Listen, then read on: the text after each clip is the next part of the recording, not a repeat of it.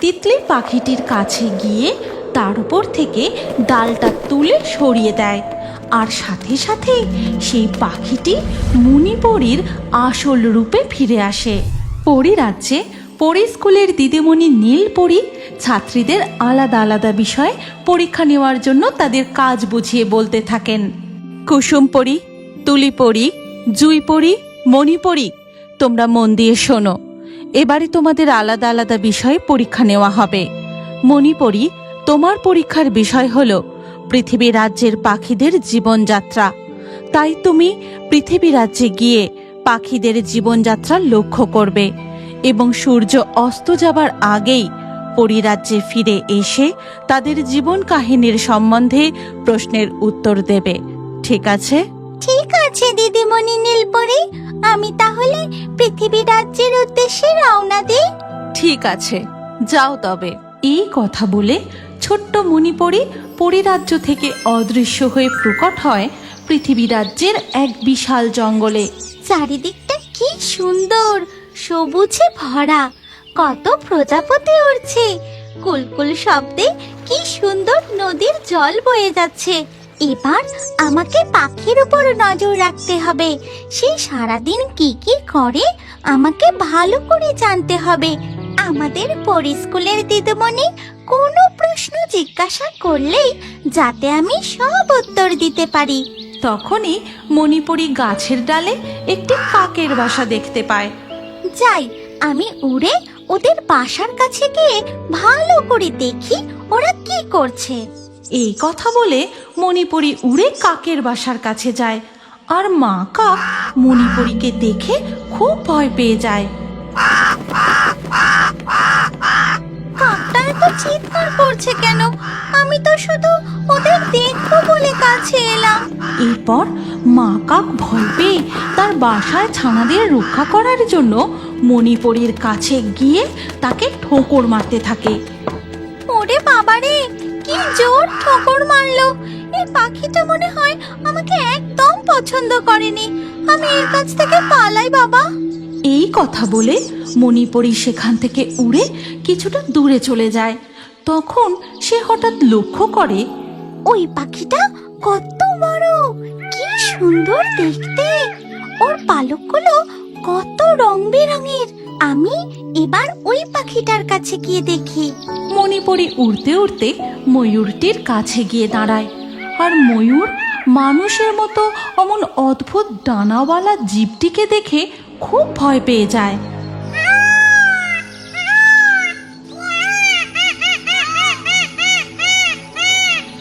এই পাখিটাও এত চিৎকার করছে কেন?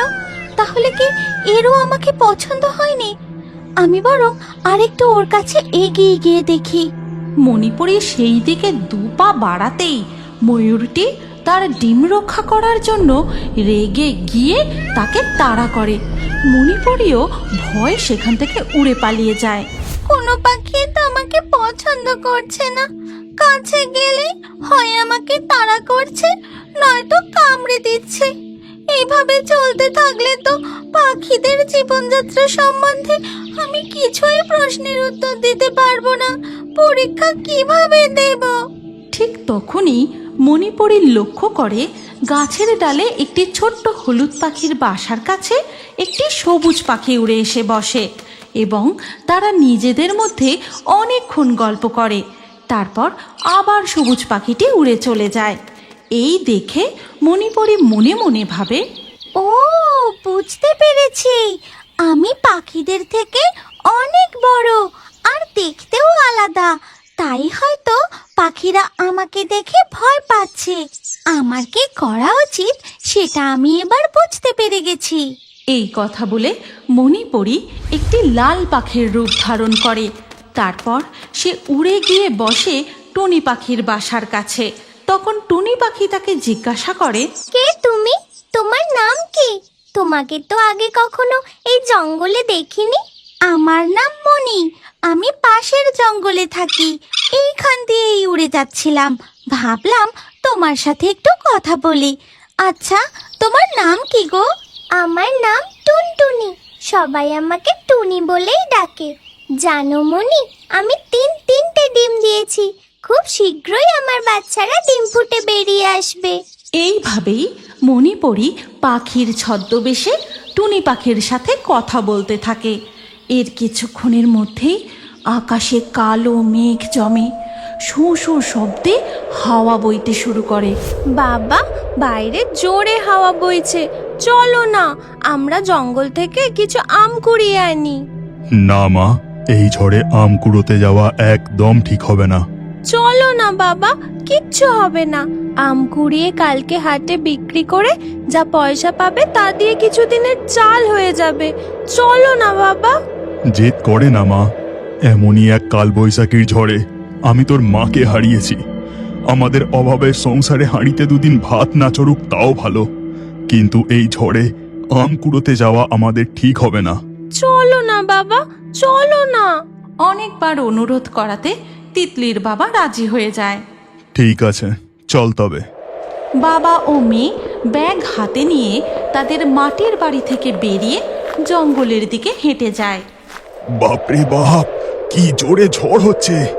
ওদিকে তখন লালমণি পাখি টুনি পাখিকে বলে, হে কি হচ্ছে? চারিদিকে গাছপালা তো দুলছে কেন? এত জোরে জোরে হাওয়া দিচ্ছে কেন? আমার খুব ভয় করছে। ঝড় দিচ্ছে, তুমি ভয় পেও না। ডালে শক্ত করে বসো, না হলে যে তুমি পড়ে যাবে। ওই দেখো বাবা, ওই গাছের নিচে কত আম পড়েছে। তাড়াতাড়ি চলো, আমগুলো কুড়াই।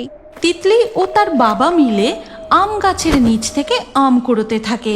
আর ওদিকে বন্ধু টুনটুনি পাখি, আমি যে নিজেকে ধরে রাখতে পারছি না। ঠিক তখনই একটা জোরে দমকা হাওয়ায় লালমণি পাখি গাছের ডাল থেকে ছিটকে নিচে পড়ে যায়। তারপরেই একটা গাছের ডাল ভেঙে তার উপর পড়ে।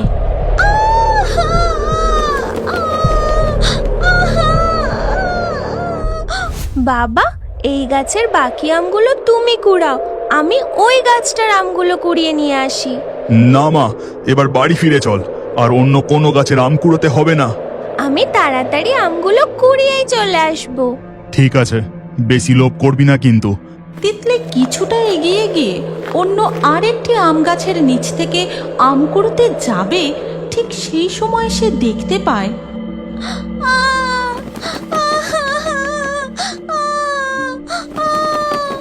আহারে, পাখিটার উপর গাছের ডাল ভেঙে পড়েছে। ও খুব কষ্ট পাচ্ছে। ওর উপর থেকে এই ডালটা এক্ষুনি সরাতে হবে। এই বলে তিতলি পাখিটির কাছে গিয়ে তার উপর থেকে ডালটা তুলে সরিয়ে দেয়। আর সাথে সাথে সেই পাখিটি মণিপরীর আসল রূপে ফিরে আসে। ধন্যবাদ বন্ধু, তুমি আমার উপর থেকে ডালটি না সরালে আমি আমার আসল রূপে ফিরে না আসতে পেরে হয়তো প্রাণ হারাতাম। কে তুমি? তুমি পাখি হয়েছিলে কিভাবে? আর তোমার যে দেখছি দুটো ডানাও আছে। আমি হলাম মণিপরী। তিতলি, তিতলি, এবার ফিরে আয় মা, আমাদের বাড়ি ফিরতে হবে। যাই বাবা, আমার বাবা ডাকছে, আমি আসছি। ঝড়ও থেমে গেছে, আমাদের যে বাড়ি ফিরতে হবে। এই বলে তিতলি তার বাবার কাছে ফিরে আসে। তারপর বাবা ও মেয়ে বাড়ির দিকে ফিরতে থাকে। আর বাড়ির কাছাকাছি আসতেই দেখে যে তাদের মাটির কুঁড়ে ঘর ঝড়ে একেবারে ভেঙে লণ্ডভণ্ড হয়ে গেছে। হায় হায় হায়, কি সর্বনাশ হয়েছে! আমাদের মাথা গোঁজার ঠাঁই ভগবান আমাদের থেকে কেড়ে নিল। হায় হায় হায়। বাবা, এখন আমরা কোথায় থাকবো, কোথায় যাব? আমাদের ঘর যে একেবারে ভেঙে গেছে। ঠিক তখনই মণিপরী উড়ে এসে তাদের কাছে দাঁড়ায়। আর সে তিতলিকে বলে, চিন্তা করো না বন্ধু, আমি একজন পরী আর আমি জাদু জানি। তুমি আমার প্রাণ রক্ষা করেছো, তাই আমিও তোমাদের বাড়ি আবার আগের মতো করে দেব। এই বলে মণিপরী জাদু করে তাদের লণ্ডভণ্ড হয়ে যাওয়া মাটির কুঁড়ে ঘরটি আবার আগের মতো করে দেয়। ধন্যবাদ জাদুকন্যা, তুমি আজ আমাদের অনেক উপকার করলে। আজ আপনারাও জঙ্গলে আম না করতে গেলে হয়তো আমি কাল পর্যন্ত আর প্রাণেই বাঁচতাম না। আমিও আমার মেয়ের কথায় আম কুড়োতে না গেলে হয়তো আজ আমরাও এই মাটির বাড়ির মধ্যে চাপা পড়ে যেতাম। ঈশ্বর যা করেন মঙ্গলের জন্যই করেন। সূর্য অস্ত যাওয়ার সময় হয়ে এসেছে, আপনারা ভালো থাকবেন। এবার তবে আমি আসি। এই কথা বলে মণিপরী সেখান থেকে অদৃশ্য হয়ে সোজা গিয়ে পৌঁছায় পরিরাজ্যের স্কুলে। আর জল খাওয়া মাত্রই চারজনই পরীতে পরিণত হয়। ঠিক তখনই ওই ঝর্ণা প্রকৃতি দেবীর রূপ ধারণ করেন। তারপর সিনচুলা জঙ্গলের স্কুলে পপি পায়রা, রায়া ম্যাকাও, ন্যান্সি শালিক আর মুনিয়া একসাথে একই ক্লাসে পড়াশোনা করত। ওরা চারজন পড়াশোনাতে বাকি অন্যদের থেকে খুবই ভালো ছিল, আর এই জন্য ওদের খুব অহংকারও ছিল। একদিন আজ অঙ্ক পরীক্ষাতে আমি ফুল মার্কস পেয়েছি। আমিও, কিন্তু বাকিরা কত নাম্বার পেয়েছে? আরে বাদ দে ওদের কথা, নিশ্চয়ই ফেল করেছে, না হলে কম নাম্বার পেয়েছে। এইভাবেই তারা অন্যদের উপর হাসাহাসি করত। একদিন স্কুলের টিফিন টাইমে ওরা চারজন যখন দোলনায় দোল খাচ্ছিল, তখন আরলো সারস ন্যান্সি শালিকের কাছে গিয়ে বলে, ন্যান্সি, এক সপ্তাহ ধরে আমার শরীর খারাপের জন্য আমি স্কুলে আসতে পারিনি। তুমি কি আমাকে তোমার স্কুলের খাতাটা দিতে পারবে? না বাবা, আমাকে বাড়ি গিয়ে পড়তে বসতে হবে। পপি, মুনিয়া, রায়া, তোমরা কি আমাকে খাতা দিতে পারো? ক্ষমা কর ভাই আরলো, এখন আমি বাড়ি গিয়ে পড়তে বসবো। তারপর ওরা চারজন সেখান থেকে উড়ে চলে গেল। আর আরলো কাঁদতে কাঁদতে একটা গাছের ডালে গিয়ে বসলো। তখনই সেখানে টুনিয়া আসে। তুমি কেঁদো না আরলো, আমি হয়তো ক্লাসে প্রথম হতে পারি না, কিন্তু প্রত্যেক বছর পাস তো করে যাই। তুমি আমার খাতা নাও। তোমাকে অনেক ধন্যবাদ টুনিয়া। এর কিছুদিন পরে স্কুলের সকল বাচ্চারা মিলে পিকনিক করতে সমুদ্রের ধারে যায়। আর সেখানে পৌঁছে কিছু বন্ধুরা মিলে একসাথে গান করতে শুরু করে। কিছুজন নাচ করে, কেউ কেউ আবার ফুটবল খেলে। কিন্তু ন্যান্সি, রায়া, পপি, মুনিয়া কারোর সাথে কথা পর্যন্ত বলছিল না। তখন টিচার কোয়েল তাদেরকে বলেন, কি ব্যাপার বাচ্চারা, তোমরা এখানে এমন চুপচাপ করে বসে আছো কেন? যাও গিয়ে সকলের সাথে খেলা করো। আমাদের খেলাধুলা করাটা একদম পছন্দ নয়, আমরা তো শুধু পড়াশোনা করতেই ভালোবাসি। বাচ্চারা, পড়াশোনার সাথে সাথে সকলের সাথে মিলেমিশে খেলাধুলাও করা উচিত। এতে মন এবং স্বাস্থ্য দুটোই ভালো থাকে। এরপর টিচার সেখান থেকে চলে যান, কিন্তু তারা চারজন চুপ করে ওখানেই বসে রইল। দেখেছো তোমরা, ওরা চারজন এত অহংকারী যে দিদিমণির কথাও চললো না। কেনই বা শুনবে, কেনই বা খেলবে আমাদের সাথে? ওরা তো আমাদের পছন্দই করে না। এর কিছুদিন পরে একদিন স্কুল ছুটির সময় মুষলধারে বৃষ্টি শুরু হয়। আর তখন রায়া, তোমার ছাতাটা তো খুব বড়। এই মুষলধারে বৃষ্টিতে আমি কি তোমার সাথে যেতে পারি? তুমি কি পাগল হয়ে গেছো নাকি? তুমি কি করে আসবে আমার সাথে? তোমাকে দেখেই তো আমার বমি পেয়ে যায়। এমন কথা বলো না রায়া, আমরা সকলেই বন্ধু। আমরা বন্ধুত্ব শুধু তাদের সাথেই করি যারা পড়াশোনায় খুব ভালো, যেমন আমরা চারজন বন্ধু হয়েছি। একদিন বিকেল বেলায় জঙ্গলের সকল পাখিদের বাচ্চারা মিলে খুব মজা করছিল, খেলা করছিল। তখন ন্যান্সি, রায়া, পপি, মুনিয়া গিয়ে পাশের একটা ক্ষেতে ঘুরছিল। আর সেটা দেখে আরলো বলল, আমরা তো এখানে সবাই মিলে কত মজা করছি, কিন্তু ওই চারজন আলাদা আলাদা ঘুরছে। কিন্তু ওরা যে আমাদের পছন্দই করে না। আমরা পরীক্ষায় ভালো নাম্বার পাই না বলে তাই হয়তো ওরা ভাবে আমাদের মাথাতে যেন কোনো বুদ্ধিই নেই। ঠিক তখনই হঠাৎ করে ওই চারজন অহংকারী পাখি চেঁচিয়ে ওঠে, ওই চারজনের পা এক মস্ত জালে আটকে গেছিল। আরে এটা কি হলো? আমার পা তো জালে আটকে গেছে। আমিও এই জাল থেকে নিজের পা ছাড়াতে পারছি না। কিন্তু এখানে এভাবে জাল কে পাতলো? ততক্ষণে সেখানে থিও, টুনিয়া, আরলো আরও বাকি পাখিরা পৌঁছে গেছিল। আর সবাই মিলে খুব চেষ্টা করলো ওই 4 জনকে জাল থেকে মুক্ত করার, কিন্তু করতে পারলো না। তখন থিও বলল, শোনো, আমার মাথায় একটা বুদ্ধি এসেছে। যে এই জালটা বিছিয়েছে সে নিশ্চয়ই কিছুক্ষণ বাদে এটা দেখার জন্য আসবে তার জালে কোনো পশু বা পাখি আটকা পড়েছে কিনা।